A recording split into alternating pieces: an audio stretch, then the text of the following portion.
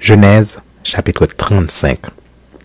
Dieu dit à Jacob, « Lève-toi, monte à Béthel et demeure-y.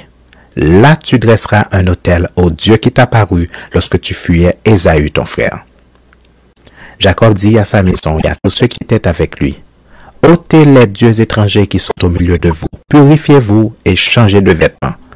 Nous lèverons et nous monterons à Béthel. Là je dresserai un autel au Dieu qui m'a exaucé le jour de ma détresse et qui a été avec moi pendant le voyage que j'ai fait. » Il donnera à Jacob tous les dieux étrangers qui étaient entre leurs mains et les anneaux qui étaient à leurs oreilles. Jacob les enfouillit sur le térébinthe qui est près de Sichem. Ensuite ils partirent. La terreur de Dieu se répandit sur les villes qui les entouraient et l'on ne poursuivit point les fils de Jacob. Jacob arriva, lui et tous ceux qui étaient avec lui, à Luz, qui est Béthel dans le pays de Canaan. Il bâtit là un autel et il appela ce lieu El Béthel, car c'est là que Dieu s'était révélé à lui lorsqu'il fuyait son frère. Déborah, nourrice de Rebecca, mourut, et elle fut enterrée au-dessous de Béthel, sous le chêne auquel on a donné le nom de chêne des pleurs. Dieu apparut encore à Jacob après son retour de Padan-Aram et il le bénit. Dieu lui dit, « Ton nom est Jacob, tu ne seras plus appelé Jacob, mais ton nom sera Israël. » Et il lui donna le nom d'Israël. Dieu lui dit, « Je suis le Dieu Tout-Puissant, sois fécond et multiplie. Une nation et une multitude de nations naîtront de toi, et des rois sortiront de tes reins.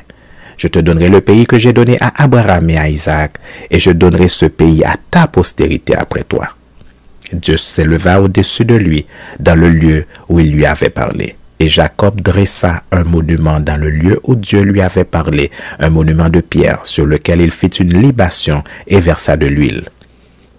Jacob donna le nom de Béthel au lieu où Dieu lui avait parlé. Ils partirent de Béthel.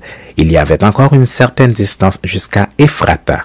Lorsque Rachel accoucha, elle eut un accouchement pénible. Et pendant les douleurs de l'enfantement, la sage-femme lui dit, « Ne crains point, car tu as encore un fils. » Et comme elle allait rendre l'âme, car elle était mourante, elle lui donna le nom de Ben-Oni, mais le père l'appela Benjamin. Rachel mourut, et elle fut enterrée sur le chemin d'Ephrata, qui est Bethléem. Jacob éleva un monument sur son sépulcre, sur le monument de sépulcre de Rachel, qui existe encore aujourd'hui. Israël partit et il dressa sa tente au-delà de Migdal-Éder. Pendant qu'Israël habitait cette contrée, Ruben alla coucher avec Bilha, concubine de son père, et Israël la prit.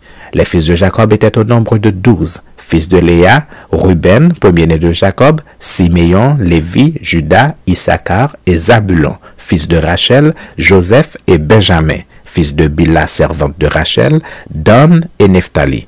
Fils de Zilpa, servante de Léa, Gad et Azer. Ce sont là les fils de Jacob qui lui naquirent à Padan-Aram. Jacob arriva auprès d'Isaac son père, à Mamré, à Kirjak-Arba, qui est Hébron, où avaient séjourné Abraham et Isaac. Les jours d'Isaac furent de 180 ans. Il expira et mourut, et il fut recueilli auprès de son peuple, âgé et rassasié de jours. Et Ésaü et Jacob, ses fils, l'enterrèrent.